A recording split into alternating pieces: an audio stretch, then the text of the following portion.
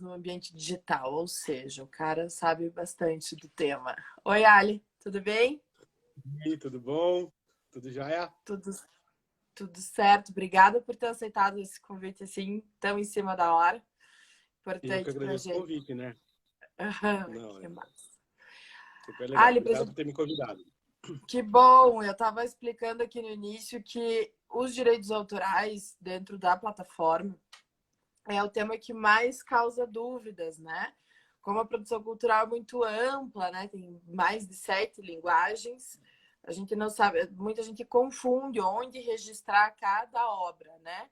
Então, eu queria que você Uhum. começasse essa conversa nos dando uma introdução, assim, dos órgãos onde existem essas inserções, né, onde os órgãos normativos, né, dos direitos autorais, uma introdução a esse tema aqui para os nossos alunos. Tá bom.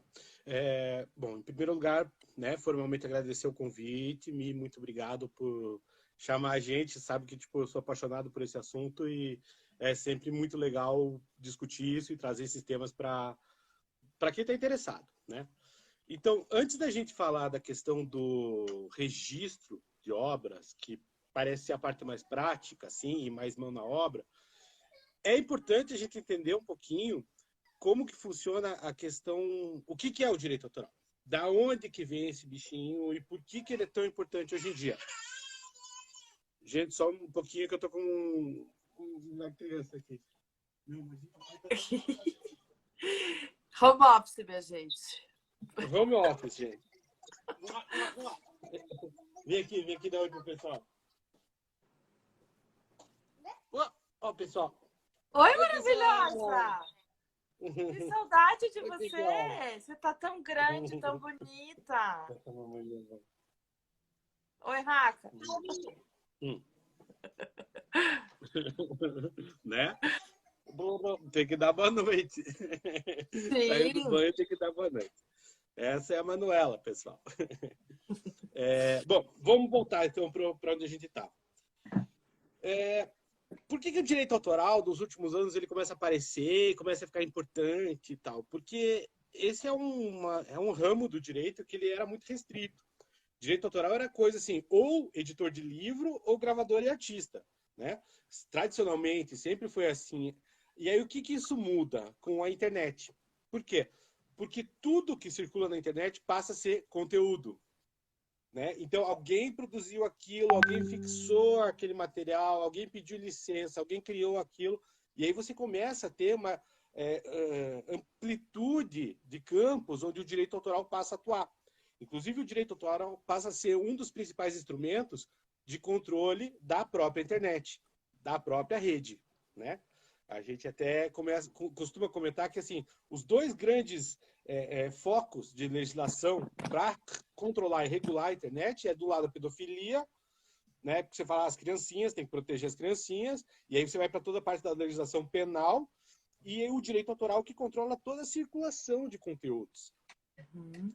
O direito autoral sempre foi isso. Ele nunca é fácil você dizer assim, direito autoral é sim ou não. Ele vai sempre ser depende. Por quê? Porque de um lado você tem a questão da liberdade de expressão, da liberdade artística, e do outro lado você tem aquele exclusivo que pertence a alguém sobre uma forma de expressão, sobre uma determinada expressão artística, né? Uhum. Enfim, tudo isso para dizer o quê? O que o direito autoral protege? Ele protege exatamente isso que eu acabei de dizer, uma determinada forma de expressão de uma ideia. Eu tive uma ideia ótima. Que bom, escreva ela, que esse jeito que você colocou as palavras uma atrás da outra, essa forma de expressão da ideia, já nasce protegida. Já nasce com a proteção do direito autoral, né? Então, é isso que você... Só que, assim, ao mesmo tempo, você está tirando essa expressão, esse determinado símbolo, né, do domínio público, que é onde ficam todas as ideias e expressões e formas de cultura que podem ser utilizadas por todas as pessoas. Tá? Enfim, voltando mais um pouquinho para o foco. A gente tem que, primeiro, o direito autoral ele é muito pouco estudado na academia. Ele não é cobrado em concurso para juiz, ele não é cobrado em concurso para promotor. Então, as autoridades, de modo geral, têm uma dificuldade em entender esse tema e saber o que está em foco, né? A gente pode dizer de um modo mais amplo assim, nos últimos 20 anos, a gente viu um ressurgimento dessa cadeira dentro do direito, por conta da importância toda que ela adquiriu, né? Assim, e pela essa explosão da circulação do conteúdo protegido. Então, é basicamente isso. Tá? Então, passada essa introdução, o que a gente precisa saber na prática? E aqui eu estou vendo que a moçada é mais da área da produção cultural, propriamente dita, certo? Tá. Então, o que acontece? Você tem duas áreas básicas que o pessoal vai tentar proteger aqui. Ou três, talvez, né? Mas as principais. É a música. E a música, eu já adianto que é um caso à parte. Tá? E aí você vai ter o que? Audiovisual, você vai ter a literatura. E por que a música é um caso à parte? Porque, veja, eu faço um filme, ou eu faço um livro, ou eu faço um quadro, ou eu faço uma escultura. É muito fácil eu controlar quais são os usos que vão ser feitos dessa obra. Se eu escrevo um livro, eu assino um contrato com uma editora, essa editora vai cuidar para mim da parte de comprar o papel, fazer o projeto gráfico, imprimir, distribuir, estabelecer as condições de negociação disso aí. Um filme também é muito parecido. Você vai montar o filme e aí você vai fazer o seguinte, olha, eu vou distribuir pela distribuidora X, pela distribuidora Y, eu vou botar no cinema, no circuito tal. De qualquer maneira, são relações contratuais entre as pessoas que criaram aquele material, que são os titulares daquilo, os donos daquilo, e as distribuidoras. Né? As maneiras de você botar isso no mercado. Com a música, isso é muito diferente. Digamos que a gente faça uma música, nós dois, eu e você, Mia, a gente faz aqui, né? Agora, a gente cria uma música, tá? A gente gravou essa música. A gente soltou essa música no mundo, a gente publicou, a gente perdeu o controle sobre ela. A gente não tem como saber se ela vai tocar numa rádio no Rio de Janeiro, se vai tocar numa festa no Pará. Você perde o controle sobre essa forma de circulação dessa obra que você criou. E a música tem mais um complicador ainda. Quando a gente escuta uma música, tem muitos direitos de muitas pessoas que estão agregadas naquele material ali. Por exemplo, vamos pegar um exemplo assim clássico de manual. A Garota de Ipanema, tá? Tom e Vinícius. O Tom Jobim e o Vinícius escreveram essa música no século XX, lá anos 60 e tal. Então, eles são os autores dessa música. Só que é uma das músicas mais gravadas da história. Tem mais de 3.000 gravações dessa música. Cada gravação diferente dessa música se chama um fonograma. O fonograma é o que a gente escuta. Tá? Então, o Frank Sinatra foi lá e gravou A Garota de Ipanema. Pensa na quantidade de pessoas relacionadas àquela gravação específica. Você tem os direitos relacionados ao fonograma, que é aquela gravação, que são divididos, assim, basicamente, entre a gravadora, que é basicamente quem botou o dinheiro para gravar aquilo ali, quem contratou o estúdio, pagou o engenheiro, fez a mixagem, contratou todo mundo. Esse cara, a gravadora, ele é o dono do fonograma. E aí ele tem um sócio, que é o intérprete, que nesse caso é o Frank Sinatra. Mas que podia ser a Orquestra Filarmônica, podia ser a Elis Regina, podia ser o Rapa. Quem assina aquele fonograma é o intérprete. Tá? Essa é uma figura-chave. E você vai ter ainda os músicos que participaram da gravação. Né? Então, você vê o nível de complexidade. Então, você tem aí, isso só no fonograma. Só que esse fonograma, ele é uma fixação de uma composição. No caso da Garota de Ipanema, do Tom e do Vinícius. Então, opa, tem um outro nível de direito em cima, que é o direito daquela composição. Né? Então, no caso da música, o que se chama de direito de autor é o direito da composição. Quem criou a obra.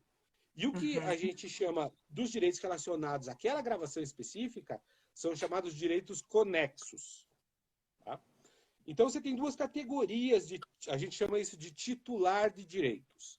Então, você tem os titulares de direito da obra, da composição, que é o Tom e Vinícius e as editoras deles, que fazem a gestão dessa música. E você tem os direitos sobre aquele fonograma, que é, no caso lá, o Frank Sinatra, os músicos dele e a gravadora dele, a Columbia, na época, né? Whatever, qualquer uma dessas.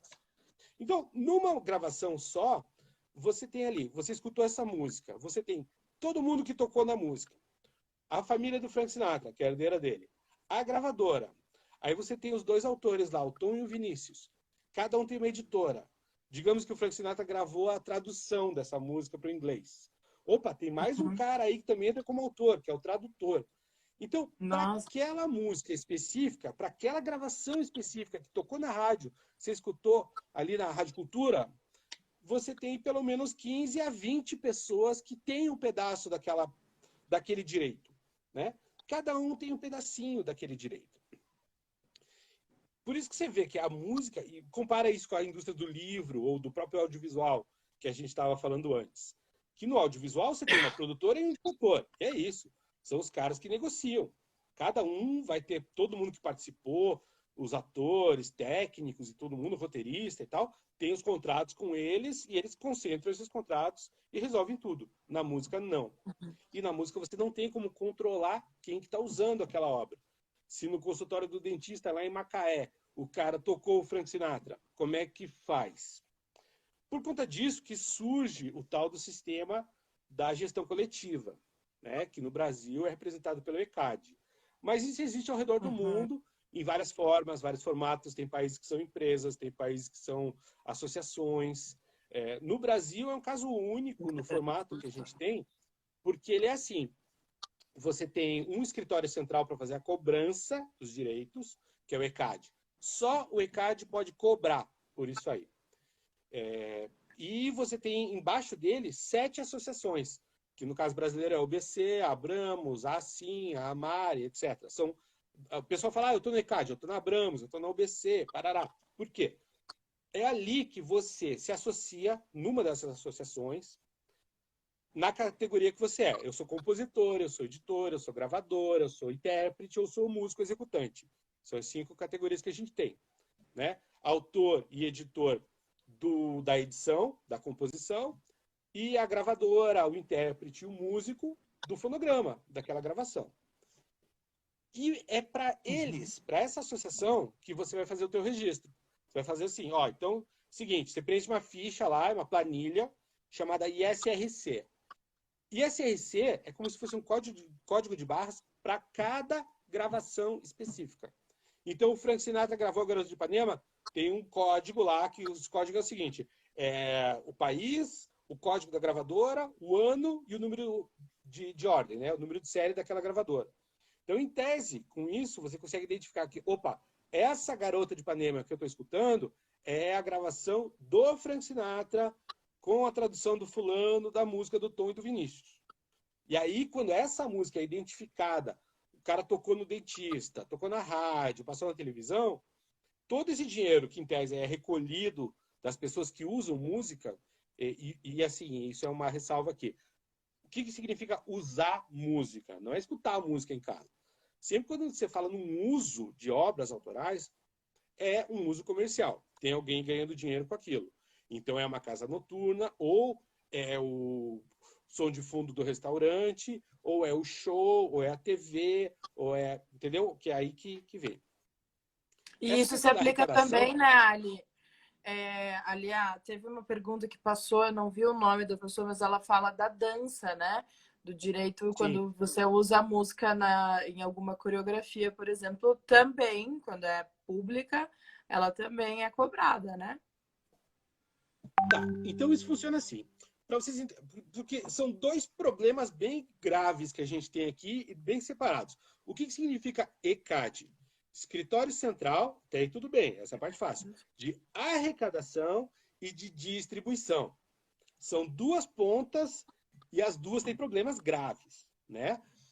Por mais que a gente tenha que admitir que, sim, as pessoas que hoje em dia trabalham nesses órgãos são, pelo menos a grande maioria, os que eu conheço, são pessoas bacanas, competentes e que estão tentando fazer a coisa melhorar, né?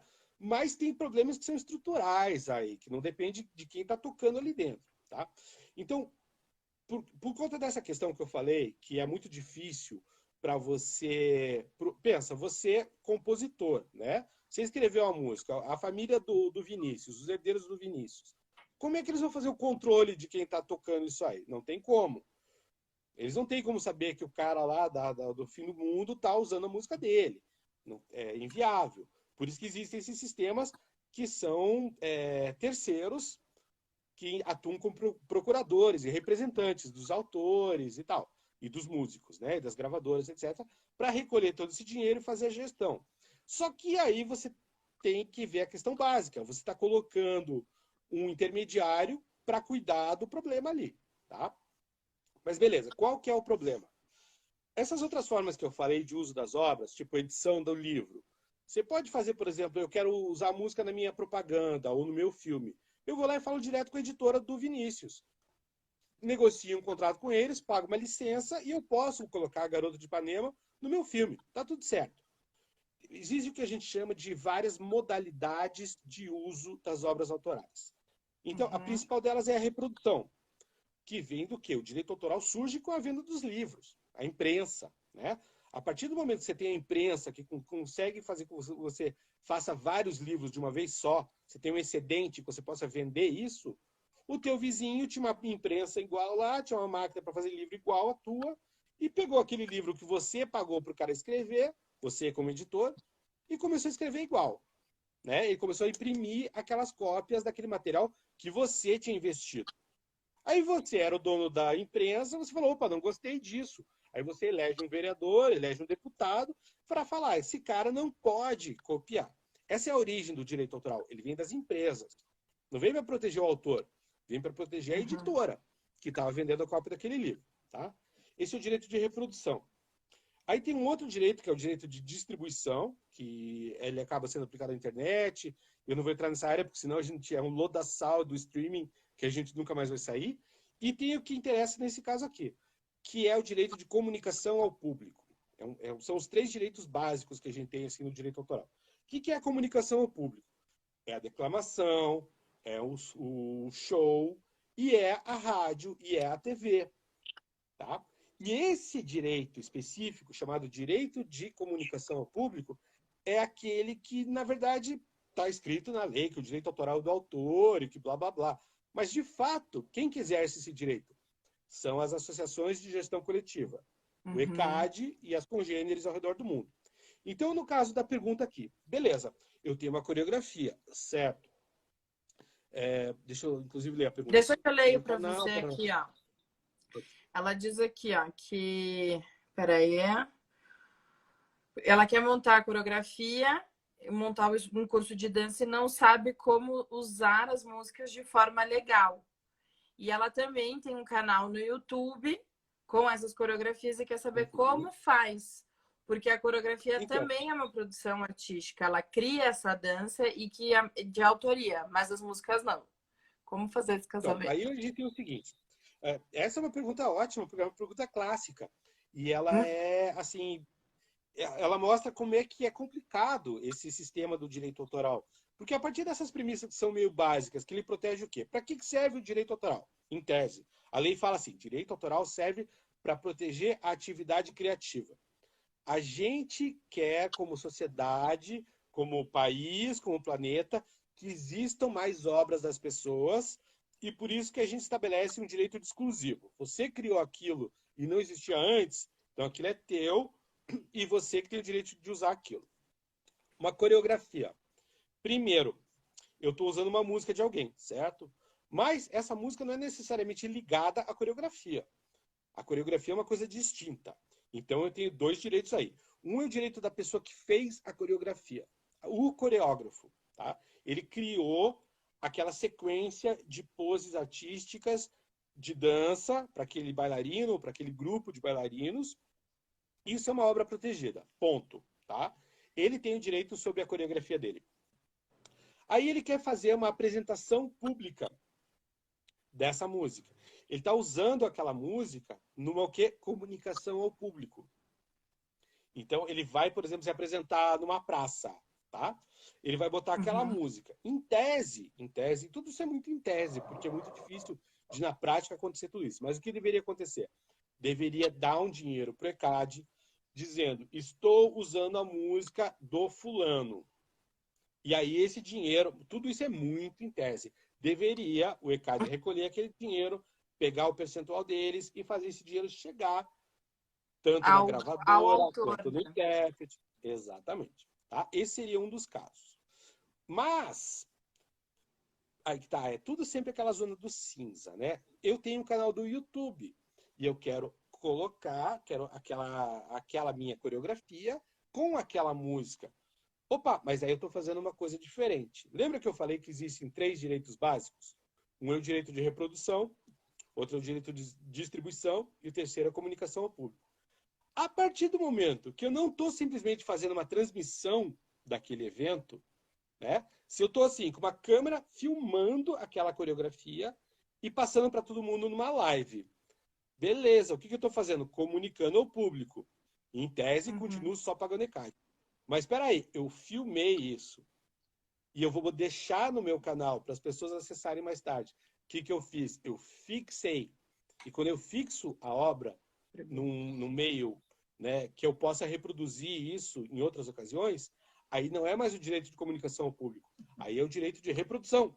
É um direito diferente. Então, em tese, eu tenho que negociar com a editora, eu tenho que negociar com a gravadora, que são donas daquela música, do fonograma e do direito autoral, para poder colocar no meu vídeo no YouTube. Esse é um dos motivos pelos quais a gente tem tanto problema hoje com as lives. Especialmente live de DJ. Porque o que acontece? Se você ainda tem, por exemplo, uma live de um cantor, né? Como é que funciona os bancos de dados do YouTube para identificar que você está usando uma música de alguém? Ele pega a gravação e ele gera um fingerprint.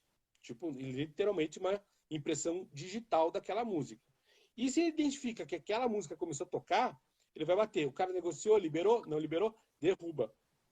Então você tem um autor, um cantor que está fazendo ao vivo, o som dele fazendo ao vivo vai ser diferente da gravação. Então o sistema não vai pegar. Agora você tem um DJ fazendo uma apresentação ao vivo, ele, por mais que ele esteja mixando e usando um monte de músicas de várias pessoas, o que configuraria uma obra nova, que em tese ele não precisa pagar, porque é como se ele estivesse fazendo uma citação e tal. A partir do momento que o sistema pega aquele pedacinho do fingerprint, derruba a live do cara. Entende? Por que a gente tem esse monte de camadas de direitos sobre as mesmas coisas? Às vezes, a mesma atitude que você está fazendo, o mesmo ato que você está fazendo, você tem vários direitos que vão um em cima do outro ali. E se você não negociar todos eles, você está infringindo. Lógico que isso funciona dos dois lados, né? Também quem é criador tem essa proteção. Esse é um dos grandes problemas que a gente enfrenta hoje no direito autoral em relação ao seu exercício dentro das redes. Por quê? O que acontece? A gente sempre teve que, como, né, existe essa tensão permanente entre a liberdade de expressão, a liberdade artística e esse direito de exclusivo sobre aquela porção determinada ali das expressões culturais. Tem um monte de expressão cultural, mas essa é minha. Se alguém quiser usar aquilo, tem que pedir licença para mim. Tá, mas não é bem assim. Você tem que pedir licença para o outro se você está fazendo uma atividade comercial, que eu estou lucrando em cima. Existem regras para isso e que, tradicionalmente, no ambiente, no mundo físico, isso era moderado e modulado pelos tribunais. Você chegava, não, esse cara usou essa minha obra, usou isso e tal. Opa, peraí. Ele usou isso no ambiente acadêmico, no ambiente de crítica, de paródia, de humor. Ele estava no exercício da liberdade de expressão dele. E quando você joga isso para dentro de uma plataforma, é o algoritmo que vai fazer essa análise, né? E o algoritmo não quer saber, você usou o pedaço, tchau. Não tem o contexto. Esse é um dos grandes desafios hoje, de como que a gente vai fazer para no mundo que vai depender cada vez mais da utilização de obras e de conteúdos em rede, né? E significa que o quê? Que o controle desses usos vão ser feitos de forma automática, robotizada, inteligência artificial, né? Então, como que a gente coloca dentro desse sistema essa abertura? Né? Um sistema que é aparentemente fechado e tal. Como que a gente abre para que possa ser feito esses usos sociais e usos livres e tal, nesse contexto? Né? Pergunta de $1 milhão. Tem que resolver essa questão, né? Ô, Ali, tem aqui Exatamente. muitas perguntas chegando, muitas perguntas. Eu vou Tá, tentar sintetizar em grandes grupos, tá? A primeira é: beleza. qual é o primeiro passo que né, que as pessoas têm que tomar quando vão fazer um projeto de obra musical? Qual é o passo a passo, o primeiro passo aí, assim, bem. Ai, me Tá, então é fugiu o a seguinte. palavra. Não, mas tá tranquilo. Resumidamente. Vamos lá. Resumidamente, assim, o que você deve se preocupar? Você, gestor cultural. Primeiro, que tipo de obra que eu estou gerando com o meu projeto? É uma obra musical ou não? Tá? Pronto, primeira pergunta respondida. Porque a música ela é muito diferente de a proteção de todas as outras. Se você estiver trabalhando com qualquer outro meio, é mais fácil, porque a tua proteção vai ser basicamente contratual. Você pode, deve inclusive, buscar o registro das tuas criações. Então, o órgão clássico para você fazer isso no Brasil é a Biblioteca Nacional. Também em questão de personagens, você tem a Escola Nacional de Belas Artes do Rio, você pode registrar personagens, tem vários específicos aí. Mas, basicamente, o que você precisa é demonstrar que aquilo é teu. Se você tiver os arquivos, se você tiver né, o histórico e tal, não é uma coisa que seja uma necessidade premente. Falei, eu criei um personagem, preciso registrar urgente. Como eu falei, ele já nasce protegido. É importante registrar? Sim, é importante.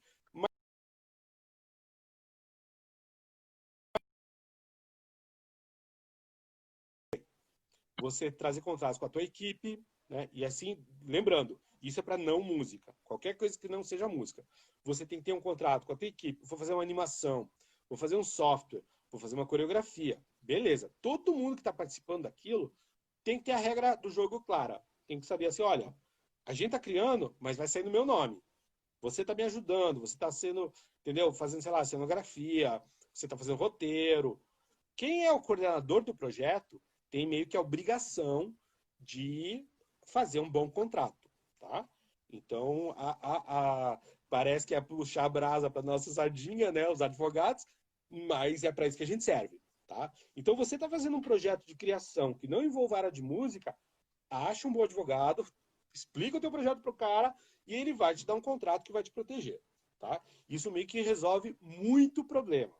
E assim, de novo, é assim, o que é importante? É uma atuação preventiva. Você vem antes de dar merda. Você fala assim, olha, por quê? Porque a gente, como é advogado, e isso é uma raça horrível, né? A gente é treinado para pensar o que pode dar errado.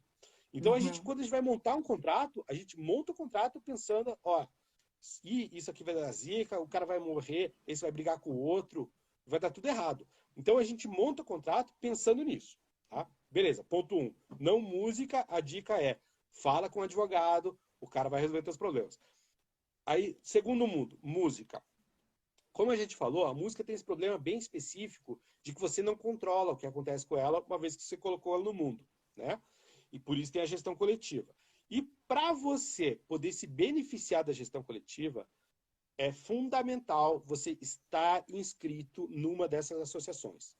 Tem que estar dentro do ECAD. Primeiro passo, você é músico, você é estúdio, você é gravadora, você é editora, você tem que estar dentro do ECAD.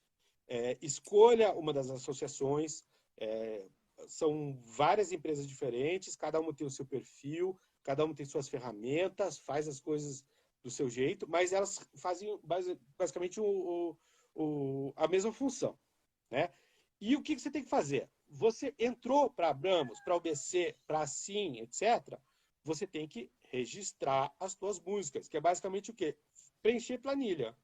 Então eu fiz aquela gravação lá. Quem que é o compositor? O compositor é o Zezinho, e o Guinho, e o músico é o Luizinho. Beleza. Eu faço uma planilha colocando o nome de todo mundo e mando para minha associação. Só que tem uma coisa que, tipo, tem um monte de pegadinha nesse meio. Em tese é super simples, né? Beleza, vou lá no ECAD, registro minhas músicas e tal. Só que tem um monte de coisa que as pessoas não contam para você. Então, primeiro lugar, você tem que fazer um registro diferente para a obra, para a composição, que é o chamado ISWC, que ninguém faz. e tem que fazer o registro da gravação, que é o ISRC. Esse todo mundo faz, né? Todo mundo faz o ISRC. Só que o Essa cara faz assim, pegadinha. olha, ninguém sabe fazer isso. Exato. E olha como isso é importante.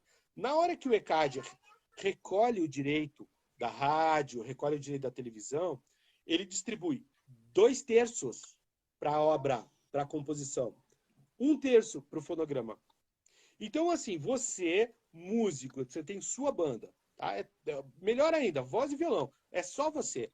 Você foi lá, entrou no ECAD, você gravou a música, você gerou ISRC. No ISRC você colocou quem que é o autor da música? Eu. Quem que é o intérprete da música? Eu. Quem que é o produtor fotográfico? Eu. Só que você não registrou a composição. O que, que vai acontecer? Aquela música vai tocar na rádio, vai tocar na TV e você vai receber 1/3 do que você deveria. Entende? É o tipo de pegadinha clássica. E esse direito que você não recolhe, ele entra no famoso fundo dos direitos retidos do ECAD, que tem uma baba de dinheiro lá, que acontece por conta desse tipo de coisa. Porque as pessoas... e tem mais coisas, né? Ah, eu vou colocar lá o ISRC da gravação. Eu vou botar lá eu, o fulano e o Beltrano. Só que eu coloco o CPF do Beltrano errado. Então, Acabou. aquele dinheiro que deveria ir para o Beltrano, deu um probleminha lá, isso não aconteceu. Aquele dinheiro ficou parado. E Né? deve Então, tudo pro fundo. então, assim, ponto 1. Respondeu, acho que teve alguém que perguntou se o ICRC proteger os direitos, protege, mas com essas ressalvas aí que o Ali acabou de comentar. Ele protege, sim, ele é ponto fundamental. Você tem que fazer o teu ISRC, mas você também tem que fazer o teu ISWC. E se você não sabe fazer isso, é muito importante, especialmente para quem é compositor. Quem é compositor tem que ter uma editora. O que é uma editora? Basicamente é assim, pensa que você foi lá e compara cada composição que você fez com um apartamento num prédio. Tá? O que a editora vai fazer? Ele vai ser o síndico desse prédio. É o cara que vai estabelecer os direitos, vai falar o seguinte: querem usar minha música num game, querem usar minha música num filme, querem, entendeu? É essa empresa, chamada editora, que vai fazer essa gestão. E essa empresa que vai fazer também, tem alguém querendo entrar na live de novo. Vem aqui dar oi pra galera. Fica aqui com a gente. Maravilhosa. Bonitona. Ela vai ser editora também, né? Você vai ser editora ou Vai bailarina? ser editora. Isso é um toque, gente. Montem editoras. Editoras é uma coisa legal. Porque o que acontece? Aí tem outra questão, que é o seguinte. Aí a gente volta para o ambiente digital. Tá? Então a gente tem até agora, todo esse sistema que eu estou falando para vocês, ele foi construído para o quê? Para recolher dinheiro de rádio, de TV, de teatro e de consultório de dentista. Tá? Era para isso que existia o ECAD, era para isso que existia toda essa questão da gestão coletiva e tal. E aí entra o digital. E para ajustar todo esse mecanismo no digital, foi um parto, e até agora não foi resolvido. A gente tem um problema muito grave no Brasil em relação, por exemplo, à questão a nossa legislação, ela é defasada, a nossa lei de direitos autorais é de 98 e ela foi fruto de um processo que demorou quase 10 anos para se aperfeiçoar. Né? Então, ela já tem Super todo defasada, esse né? lance de... ela não foi preparada para a internet. Mas, enfim, resumindo, o que acontece? Quando começou o streaming, tá? O Spotify, o YouTube, não sei o quê, eles usavam o quê? Os fonogramas.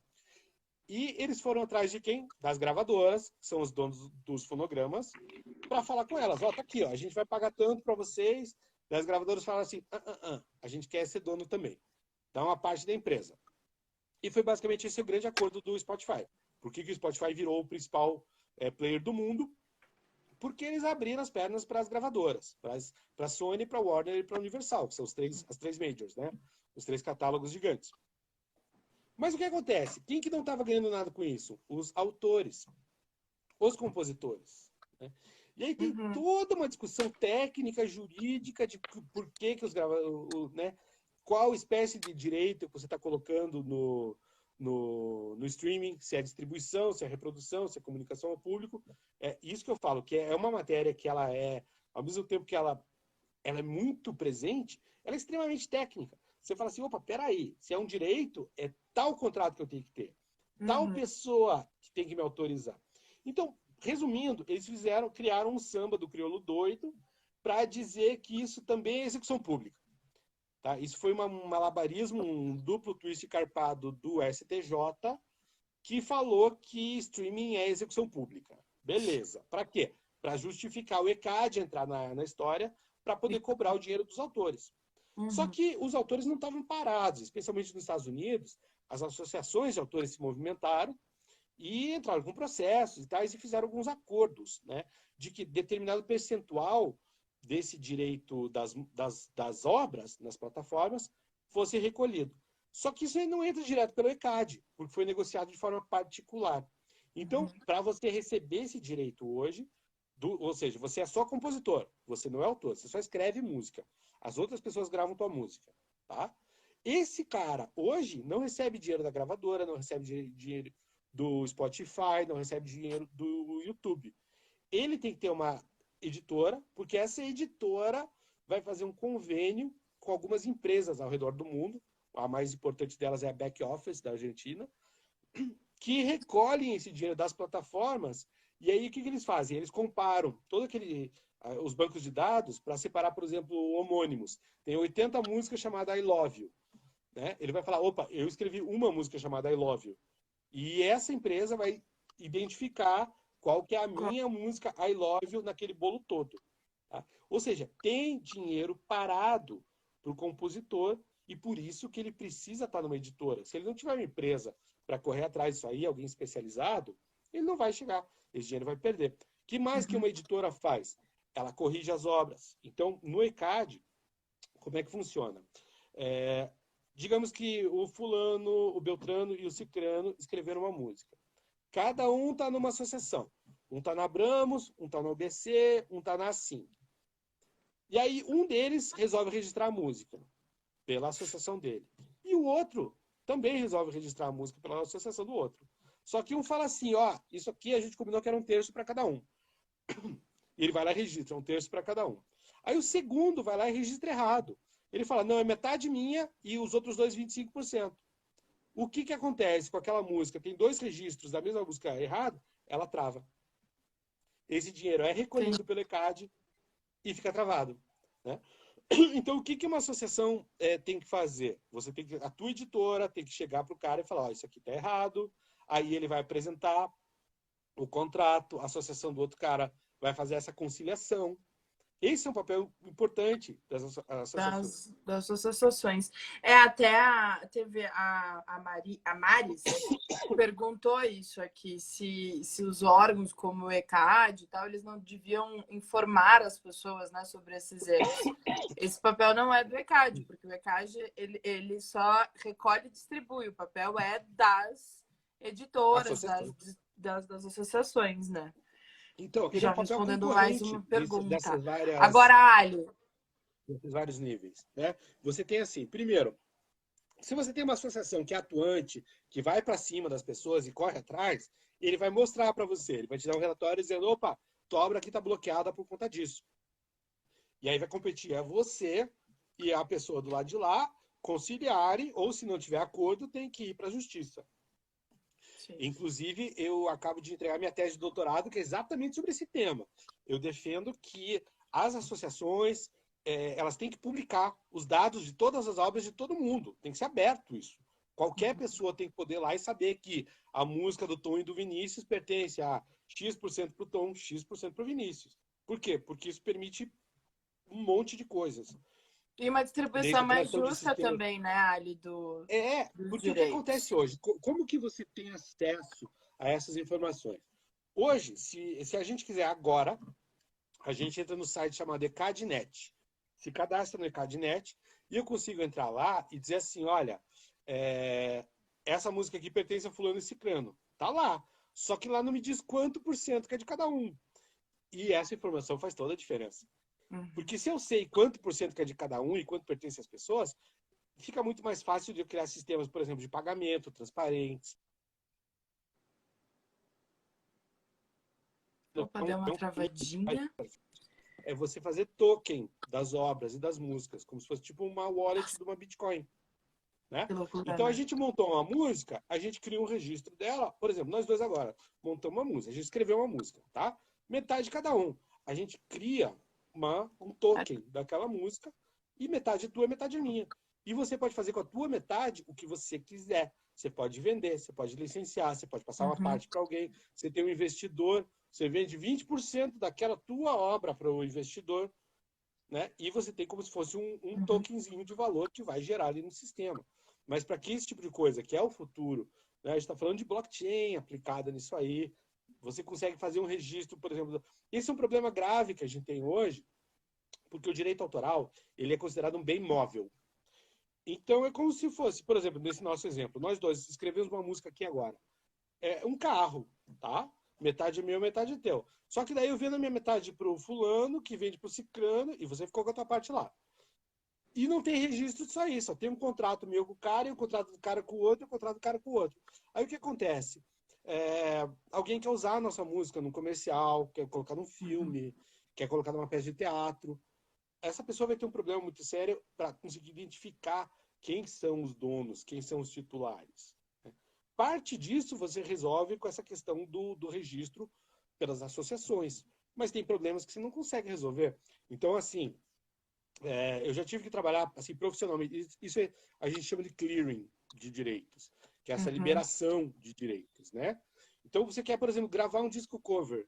Você tem que pedir autorização de todos os compositores e de todas as editoras. São processos que demoram muito. Esse processo de gravação de disco cover, ali, também se aplica a um musical tributo a um certo músico? Lógico, lógico. Assim é até mais fácil, porque você está lidando com um músico só, as editoras e os parceiros dele. É até mais tranquilo. Não interessa para o direito autoral para que você vai fazer aquele uso. Interessa que você vai fazer um uso, você tem que pedir autorização. Essa é a regra. Né? Lógico, tem toda a questão dos usos livres. Então, por exemplo, tem na questão do documentário. Tá? O documentário é um problema clássico do direito autoral. Porque assim, a gente tem aqueles casos de manual. Assim, eu tenho um documentário nos Estados Unidos que o cara estava filmando as crianças na quadra de basquete. Aí o celular de um dos moleques começou a tocar Michael Jackson. Pronto, ferrou o documentário. Saca? Porque eles iam fazer a liberação do uso do Michael Jackson. E aí tem um outro problema, e esse é específico, quem trabalha com animação, cinema, sabe disso, que é o seguinte. Por mais que a legislação diga que, meu propósito não era gravar a música do Michael Jackson. Eu estava filmando a molecada na quadra de basquete, certo? Isso que era meu propósito, isso que eu queria trazer para o meu público, aquela imagem, aquele contexto. Começou a tocar Michael Jackson por acidente, mas era ali a imagem que eu tinha. Você até consegue passar isso na lei. Só que, para você conseguir passar esse teu filme na Netflix, no circuito de cinemas e tal, você vai precisar de uma seguradora. E a seguradora vai falar que não interessa que você tenha o direito de usar aquilo. Eles vão dizer assim, não, os herdeiros do Michael Jackson vão poder nos processar. Mesmo que a gente ganhe, a gente vai enfrentar um processo judicial. Então, você vai ter que liberar isso aqui. Então você cria uma necessidade que a lei não prevê, mas que o mercado estabelece. Sim. Né? Então é uma coisa assim que vai longe. Olha, tem gente pedindo para você dar dicas sobre como montar uma editora. Vou te deixar aqui o convite para você voltar e a gente falar sobre editoras, como montar, o que se ligar, novos negócios aí da cultura, tá bom? Sim, porque agora tem muita gente aqui falando, querendo saber muito, tem muitas perguntas aqui. Por exemplo, tem uma pessoa que pergunta aqui de artes visuais, né? Como faço para registrar uma obra de artes visuais, um quadro, por exemplo? Como que isso funciona? Veja, o que a lei estabelece? A lei estabelece que o direito autoral surge com a própria obra. Tem toda uma discussão filosófica bem interessante. Explica isso para mim, que não ficou muito claro assim para mim. Então, aí que tá. Mas é que antes da gente falar da questão da proteção da obra, a gente tem que falar da figura do autor. Quem que é o autor? Porque o autor, essa figura do autor, tem uma discussão muito, muito bacana nas ciências, que vem lá do pós-estruturalismo francês. Então, que vem o Roland Barthes, daí o Humberto Eco, porque o autor é em nome de quem é feita toda a proteção. E, no fundo, me desculpe voltar um pouquinho mais nessa questão da filosofia, mas você tem, por exemplo, todo o pessoal da Escola de Frankfurt, o Walter Benjamin, Adorno, Horkheimer, esses caras lá nos anos 30, eles já estabelecem o seguinte: olha, indústria cultural é indústria, é acumulação de capital para gerar lucro, é isso, né? Então, como que você faz isso? Você cria um sistema de que você pode fazer várias produções em escala industrial ou semi-industrial, e aí o exemplo clássico é a novela mexicana, né? Eu posso ter 30 novelas mexicanas que o enredo vai ser muito parecido. É a mocinha pobre, porém digna, que se apaixona pelo milionário, e eles têm um amor impossível. Pronto, né? E eu tenho 50 novelas que são bem parecidas.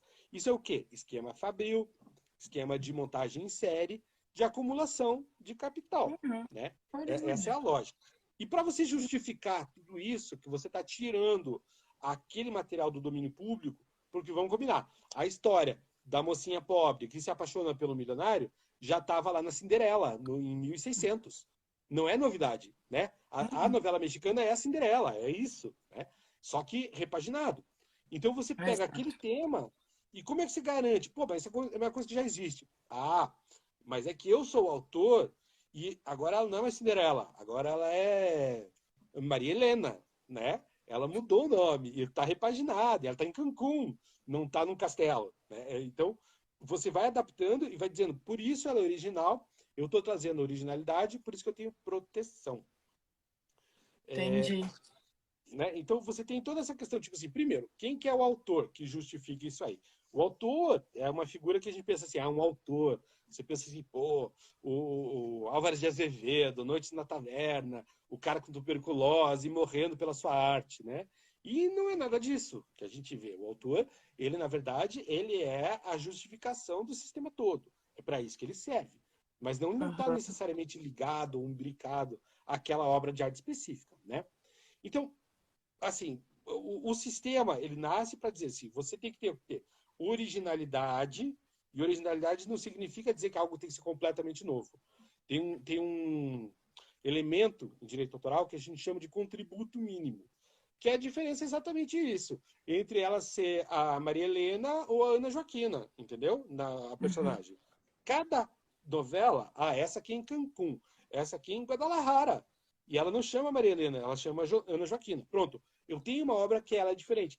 Essa diferença é o chamado contributo mínimo. Tá? No caso da proteção das artes visuais, de novo, uma é a questão do direito autoral, outra é processo civil.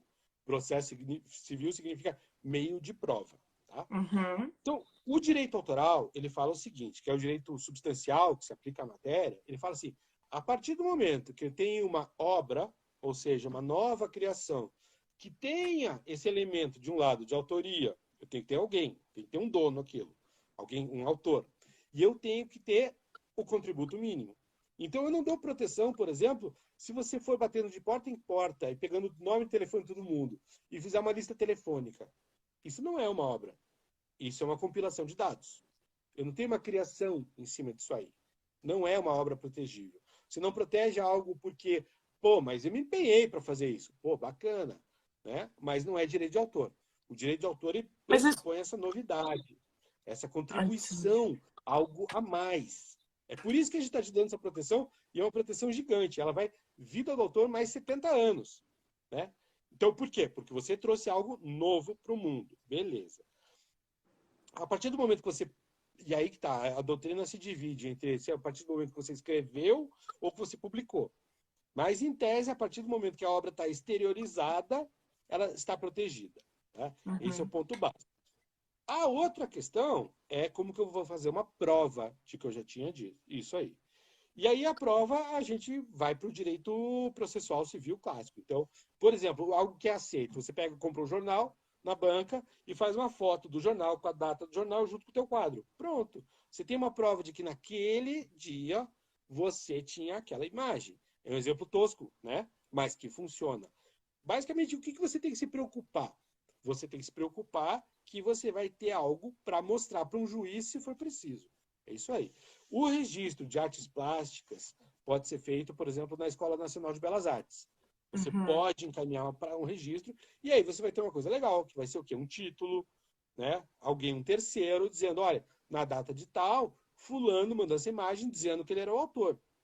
Mas você não tem como provar, por exemplo, que o cara que fez isso não fraudou, não roubou aquela imagem. Vai ser sempre relativo, é uma questão de prova. Tá? Então, são duas questões. Uma é, o direito nasce com a própria obra. A partir do momento que a obra existe, ela é protegida e ninguém pode usar aquilo sem pedir para você.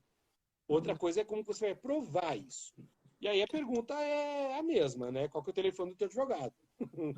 Que vai te mostrar como que isso vai acontecer. Sim, exato, porque daí você fala dessas coisas dos processos. Aqui no Brasil a gente não tem, né, não é muito ligado a essa coisa da propriedade intelectual, né? Muito menos que em outros países, né? Eu acho que é. Aí aqui tem assim uma pergunta super interessante, voltando um pouco na questão das músicas e de textos também, né? Quando você vai fazer uma montagem de uma peça de teatro, por exemplo, inspirada num texto, você vai usar aquele texto e usar uma trilha sonora. Até me perguntaram, essa questão que tem do ECAD, da Biblioteca Nacional, exclui a necessidade de entrar em contato com o autor e pedir essa autorização para o uso da obra dele, Não, ou não? não.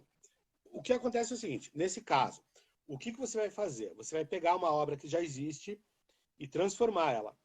Tá? Isso se chama a criação de uma obra derivada. O exemplo clássico é o livro que vira peça de teatro, ou a peça de teatro que vira um filme. Tá? Isso é uma obra derivada. É eu transformar uma obra pré-existente para um determinado meio. Não se confunde com a questão da transformação criativa. Tá? A transformação criativa é um uso livre das obras e que é uma tradição cultural dos humanos há milênios, literalmente. Por exemplo, se você olhar na Bíblia, tem a história do Noé. Se você olhar no Gilgamesh, que é tipo 5.000 anos antes da Bíblia, já tinha um dilúvio, já tinha um cara que montou um barco, colocou todo mundo lá dentro, saca? Tudo É a mesma remake. coisa do o Romeu e Julieta, o West Side Story, né? É a mesma história, só que transformada, tá?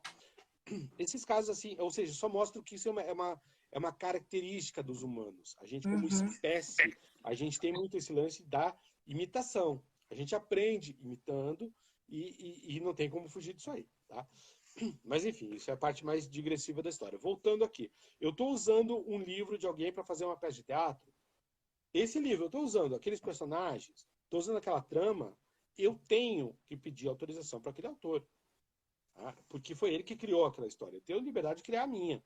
E se eu quiser, eu posso dar uma maquiada ali. Entendeu? Vou falar, mas se ficar muito evidente, o que acontece? É o tal do plágio. O que é o plágio? Que eu já vi que teve uma outra pergunta de plágio aqui agora há pouco. Teve, O estão perguntando plágio. como se proteger do plágio, já emenda daí Então, na minha mas primeiro a gente resposta. precisa entender o que é plágio. Tá? O plágio é daqueles bichinhos que todo mundo fala, mas o que é o plágio propriamente dito? O plágio é a falsa assunção da paternidade de uma obra. Tem até uma corrente muito Bonito. bacana dentro da academia que vê uma questão edipiana, isso aí, né? Freud, que é você matar o pai, né? Para dizer que o filho é teu. E isso é o plágio. O plágio é você pegar algo que outra pessoa fez e dizer que foi você que fez. Tá? É você assumir a paternidade da obra de outra pessoa. Então a gente vê, é muito comum, assim, por exemplo, está rolando agora, essa semana, o novo indicado para o STF. Ontem saiu a notícia, o cara está sendo acusado de plágio porque pegaram 3 pedaços da dissertação dele que não tinha. Peraí, uma coisa é você, na tua dissertação, você deixar de citar o cara. Eu copiei ali 2 parágrafos e não botei a citação. Mas não significa necessariamente que isso é um erro, lógico. Você usou e não atribuiu, né? Mas não é necessariamente um plágio. Porque às vezes você só pegou o contexto que estava ali, pegou aquela citação, jogou ali, não colou a citação. Acontece. Não é por isso. Isso é um dos motivos que configura um plágio, mas não é porque o cara deixou de citar que é um plágio. Né? Mas se eu pegar né? Tipo, eu agora vou escrever um livro sobre um bruxinho que tem uma cicatriz na testa e que foi morar no castelo e dizer que é meu, né? Isso é um plágio. Eu estou pegando uma obra que já existe no mundo e estou dizendo, opa, isso é criação minha. Então, essa é uma questão. Como é que você se protege contra o plágio? Pela publicação. Você não precisa necessariamente ter um registro das suas poesias na Biblioteca Nacional. Ajuda? Ajuda, lógico. Mas muitas vezes você não vai fazer isso. Mas se você publicou elas, você tem aquela publicação, aquilo é tua prova. Ah, eu fiz um livro. Ah, eu coloquei no meu site na época tal. Eu tenho aqui os arquivos para demonstrar isso. E se alguém for usar aquilo em nome de outra pessoa, aí eu caso novamente. Notificação e, se não der certo, ação judicial. Mas é basicamente isso. Você não é obrigado a ter o registro da Biblioteca Nacional para dizer que aquilo é teu. Se você tiver, é melhor, vai ser mais fácil para você. Se alguém usar aquilo sem te pedir, você tem o registro ali para esfregar na cara do cara e pronto, está resolvido. Mas não é o único meio de prova possível. Testemunhas, arquivos, publicações, tudo isso conta. Colocar, tipo, uma poesia, por exemplo, com uma foto que eu fiz num blog na internet que tem data e tal, é uma prova que aquela obra é minha? A questão da prova da internet, ela funciona assim. Os tribunais aceitam o que as pessoas trazem dizendo que imprimiram na internet. O teu print vale, mas ele tem uma validade relativa, significando que o quê? Se a outra pessoa argumentar que aquilo é falso, você tem que provar que o teu é verdadeiro. Tá? Se você não quer ter essa discussão, você quer ter uma prova de que alguma coisa está na internet hoje, você vai num tabelionato e você faz o que a gente chama de uma ata notarial. O que é uma ata notarial? É você chegar lá no cartório e falar assim, fulano, abre o endereço tal, copia tudo que está lá e diga que isso aí estava aí hoje. É isso. Um notário, ele é uma pessoa que tem fé pública, né? Um tabelião tem fé pública, e ele vai dizer assim, eu, fulano de tal, a pedido do Alexandre, entrei no endereço tal, e o que tinha lá era esse conteúdo aqui. Ele vai imprimir aquele conteúdo e dizer, hoje, dia 7 de outubro, é isso que está rolando. Saca? E aí você tem uma prova indiscutível, em juízo, de que o quê? Que aquele conteúdo esteve no ar naquela data. Pronto. Esse é um jeito de prova que realmente é muito difícil você derrubar. Mesmo assim, só que isso custa tipo R$ 120 por página. Então você vai fazer uma ata notarial de uma coisa simples, vai gastar 500, 300, assim, rapidinho, né? Se você quer simplesmente ter algum tipo de proteção, faz o print, mas tenta se cercar de provas o máximo possível. É aí que você vai ganhar. Então, assim, o print é aceito como prova, sim. Ele pode derrubar se for provado falso. Pronto. É mais ou menos isso. Ó, tem aqui mais gente Então, a pergunta perguntando. de Stamper que eu tô vendo aqui. Nossa, ô Ali, a gente tá com 2 minutos para acabar a live. Acabou de apitar aqui. Foi muito rápido. Volta aqui e responder. É que tem muita coisa pra gente falar, né? Tem, a gente pode fazer uma próxima de recortes, assim, sobre plágio, Então, sobre assim, obras eu vi aqui que musicais. entraram duas perguntas que eu li por acaso e que dá para falar já. Uma está Então, perguntando. Ixi. Então, o sample eu queria falar, porque o sample é muito legal. O Fala sample do sample. Então, o sample, inclusive, cara, eu escrevi um artigo bem legal, tipo uns 10, 12 anos atrás sobre isso, já falando sobre a questão do sample. Que o sample, o que ele é? É uma imitação. Então, como a gente faz, por exemplo, um artigo acadêmico? Eu tive um professor que me ensinou que você copiar de uma pessoa é plágio, você copiar de um monte é pesquisa, né? E é mais ou menos isso. Se você tem um monte de gente, você fez o quê? Tua revisão bibliográfica, pegou todo mundo lá. E eu defendo que o sample é isso. O sample é uma citação. Você está usando um pedacinho de alguém. Só que, de novo, quando surge o sample, e aí lá anos 90, né? Tem toda a questão, especialmente do hip hop e do trip hop, que criaram um gênero, o Beast Boys, né? O Pose Boutique do Beast Boys é um disco feito só com sample. Não tem um instrumento que eles tocam, é só sample o disco inteiro. E eles falaram nos anos 2000 que na época eles não iam ter grana para fazer o Pose Boutique, porque quando eles fizeram não tinha que licenciar sample. Então, basicamente, por questão de construção de tribunal, as pessoas... teve um caso muito impressionante nos Estados Unidos, que o cara, dizia ele que ele era o produtor fonográfico do Funkadelic. E uma galera sampleou o Funkadelic, o George Clinton, né, o gênio da música. E esse cara tinha um monte de contrato forjado, um monte de coisa migué, assim, e ele começou a processar todo mundo que sampleou o George Clinton. E o George Clinton falava que não, ele não queria processar ninguém, que ele achava legal a galera usar a música dele, azar, não, né? Mas esse cara, que tinha uns contratos meio sinistros, ele achou um juiz, que também era um juiz sinistro, e começou a ganhar esses casos. E isso acabou criando, disso, acabou criando toda uma indústria de licenciamento de sample. Então, hoje, você tem que licenciar o sample. Isso é horrível, porque eu, atuando como advogado, já tive que, por exemplo, fazer liberação de sample. E, assim, um cliente meu, ele fez uma música que usava aquele isso, só isso. A música dele tinha 4 minutos e ele usava 2 trechos de 13 segundos cada de na. E a gente foi falar, pô, isso aqui é um sample e tal, né? Vamos liberar. Os caras queriam 75% de tudo para liberar o nananá, né? Então você acabou, tipo, bloqueando. O que aconteceu? A música não foi lançada, né? Não aconteceu. Porque ficou inviável. Como é que você vai pegar, tipo, eu quero usar só o nananá, né? E os caras querem 75, 3/4 de tudo que for rolar ali. Inviabilizou o negócio. Então, assim, você tem que... Isso acho que até é uma boa frase para a gente já fechar aqui de hoje. Que, lembrando, para que serve o direito autoral? Lá atrás, quando foi instituído, foi falando assim, serve para incentivar a criação, serve para que as pessoas tragam mais criações para o mundo. E o que acontece com o direito autoral hoje? A gente vê ele muitas vezes agindo assim, para bloquear a atividade criativa, né? Então, é basicamente essa grande salada que a gente tem hoje. Mi, queria agradecer muito aqui, foi um barato esse papo, muito legal.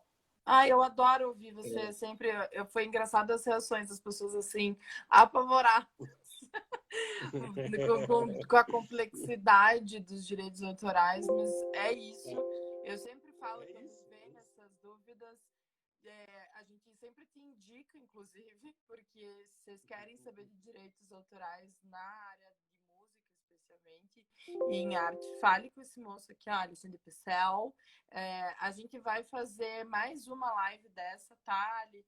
Já fica aqui o convite. A gente tem feito, quem já é aluno aqui da plataforma, fica ligado que vocês vão receber um convite por e-mail para participar de um bate-papo no Zoom de tira dúvidas de projetos e em breve a gente vai te chamar também para fazer esse papo do direito autoral. Então, se você lembre-se que está acabando o prazo para escrever Lei Rouanet, para fazer um monte de projeto que está aí aberto, se inscreve lá com a gente, tá? Chega junto. Ali fica aqui o convite para a gente falar mais um pouco dos direitos autorais e também sobre a questão das editoras, tá bom? Tá, agradeço não, certeza.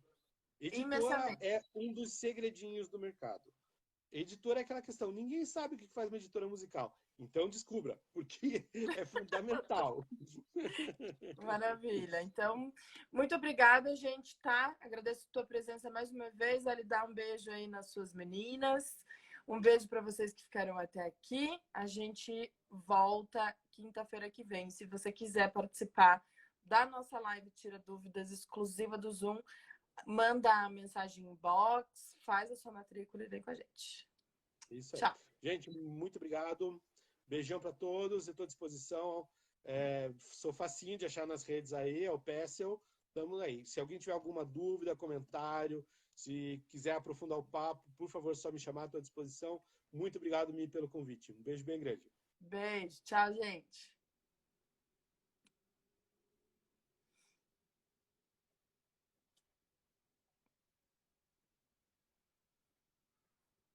Gente, lembrem-se disso. Terça-feira vai ter live exclusiva apenas para os alunos da plataforma. Então, se você não é aluno da plataforma, já sabe, se inscreve, tá? Manda inbox aqui no nosso Instagram que a gente vai ter um prazer de atender vocês. Beijo.